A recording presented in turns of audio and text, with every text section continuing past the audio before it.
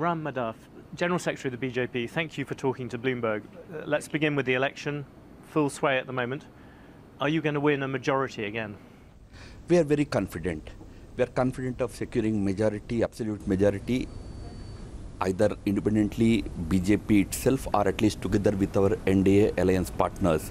We are quite confident of securing the majority.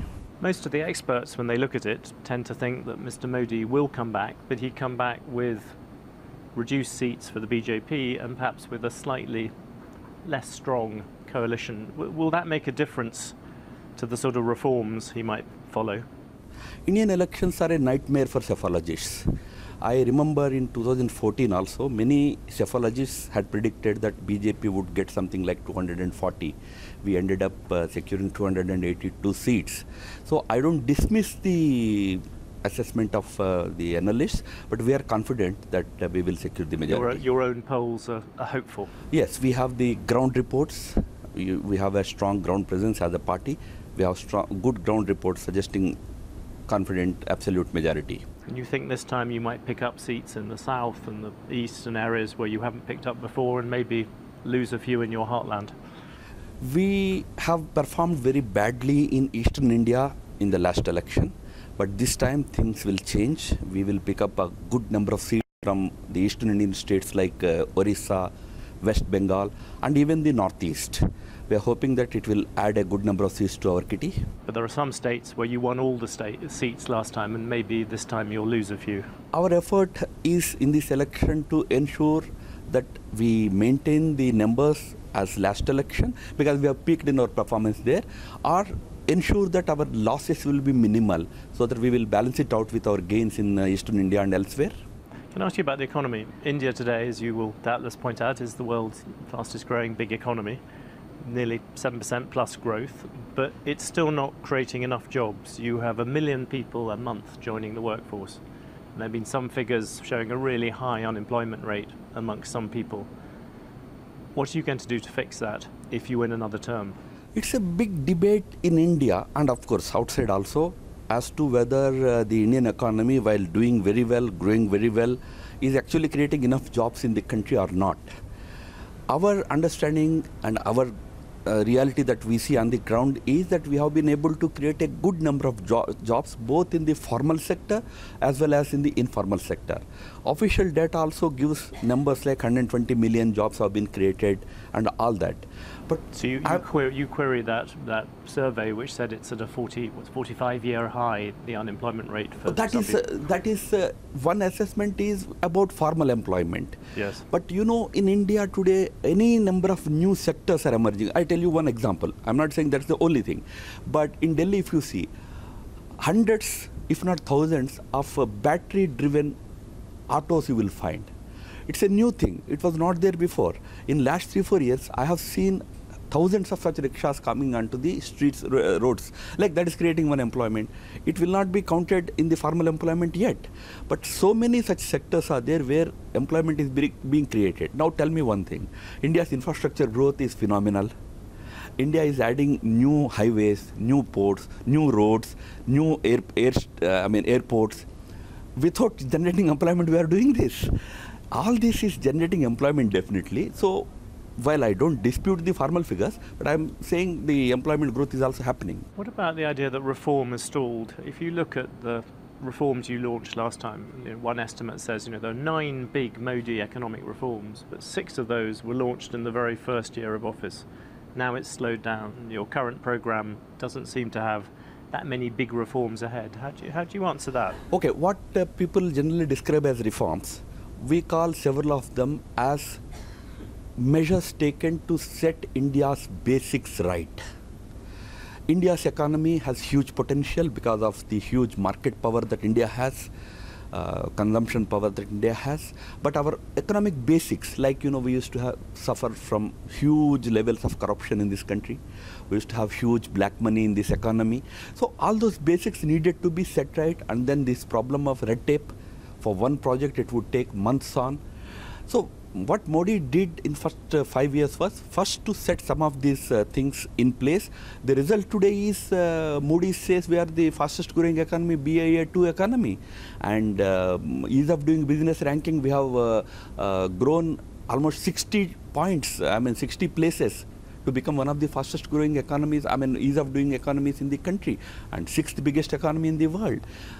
Some people say that we are third biggest in terms of purchasing power. This is because we are trying to set the basics right. And this thing will continue. To give you an example though, you've got India's arduous land acquisition law, which I know you tried to change. You got forced back, but that's something which businesses everywhere complain about. It makes it more difficult to buy property, it makes it more difficult to hire and fire people. Are you going to be able to change that next time? We have tried to bring in a greatly reformed law in the very first year of our government itself.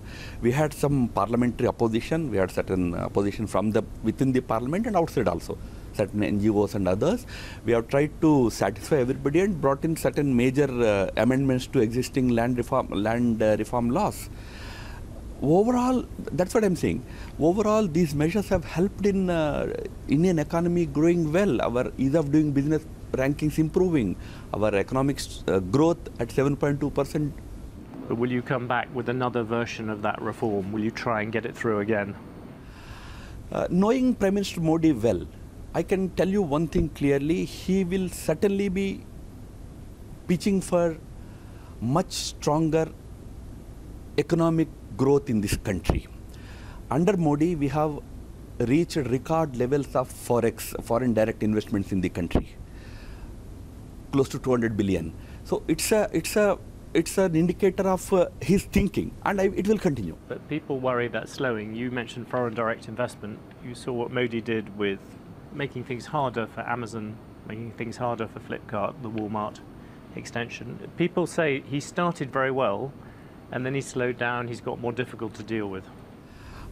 In these individual cases that you mentioned, there needed to be certain compliance with local Indian laws. That is what we have asked these companies to do. Otherwise, today in India, whether it is Amazon or it is Flipkart, they are doing fabulous business, they are doing very well. They wanted certain more things. Indian laws permit certain things, don't permit certain things, but that doesn't mean we are against any of these companies. We're very much for their growth in this country. Just comply with the Indian laws. But do you worry that last time, you were seen as the big reformers? This time the main programs are a big sort of cash handout to farmers, talk of job quotas for government jobs. That, if you're an investor from overseas, that doesn't look like the reforming package.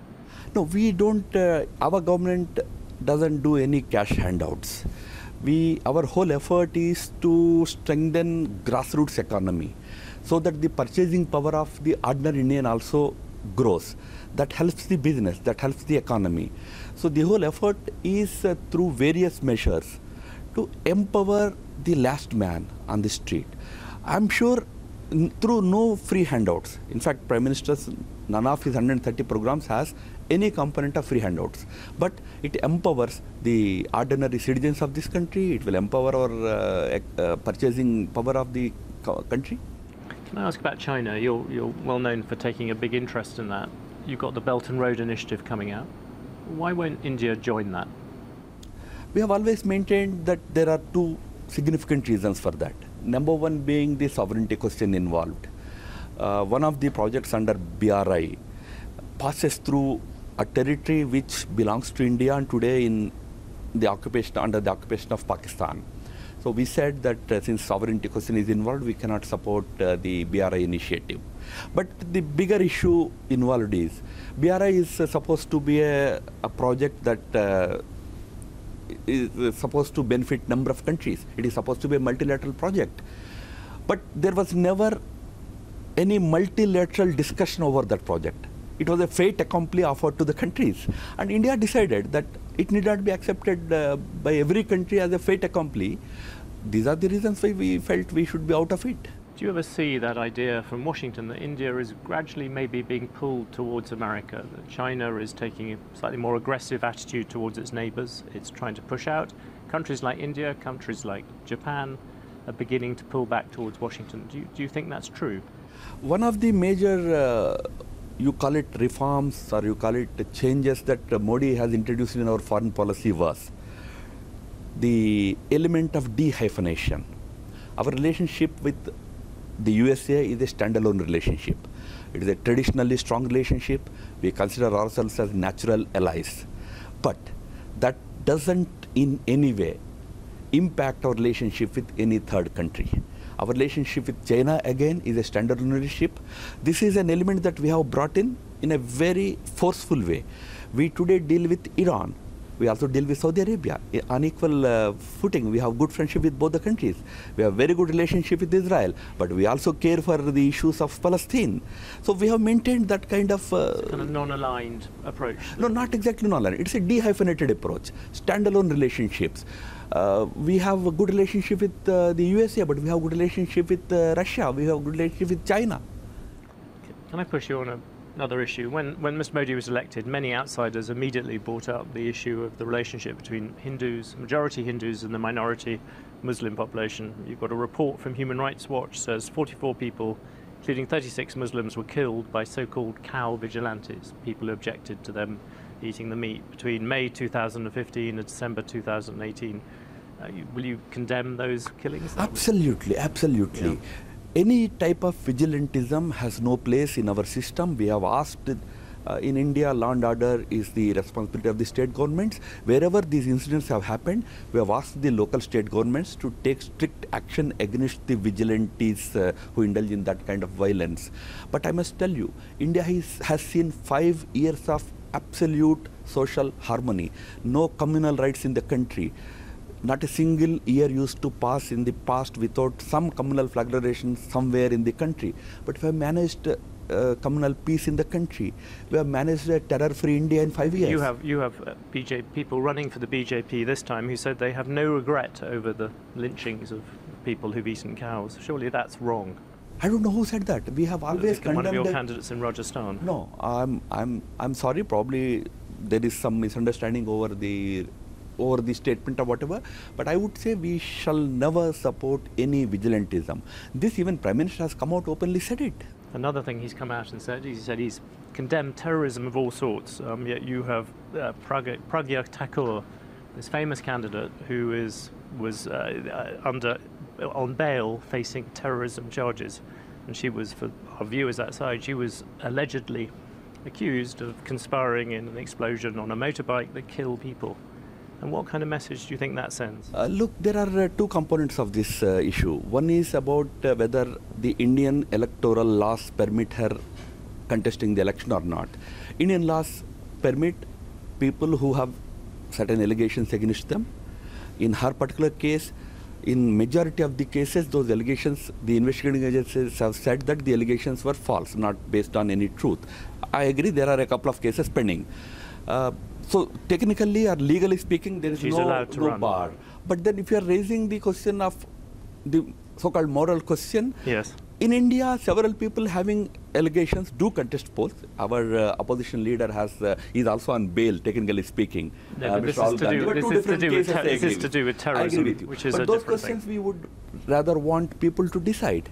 Let these moral questions be addressed by people, because in her case, there is a strong feeling that she was falsely implicated in those cases. That's why out of 4 cases, in 3 cases, she has been found to be not involved. There's only one pending case. So there's a strong view that she was falsely implicated. Probably that's the reason why the local unit thought. It's an explosion with people killed, left on a motorbike. It's about as basic form of terrorism as you can get.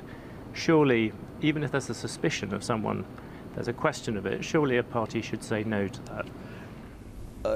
The terror incident must be probed. The guilty must be punished. But in India, sometimes investigating agencies, in the course of their investigation, pick up people. I know of cases where a dozen Muslim individuals were arrested, but after several years, it was found that they were not involved. They were let off, set free. In her case also, there is a strong view that she was falsely implicated. And I'm sure, because out of 4 cases, in 3 cases, she was found to be not involved. There is only one pending case now.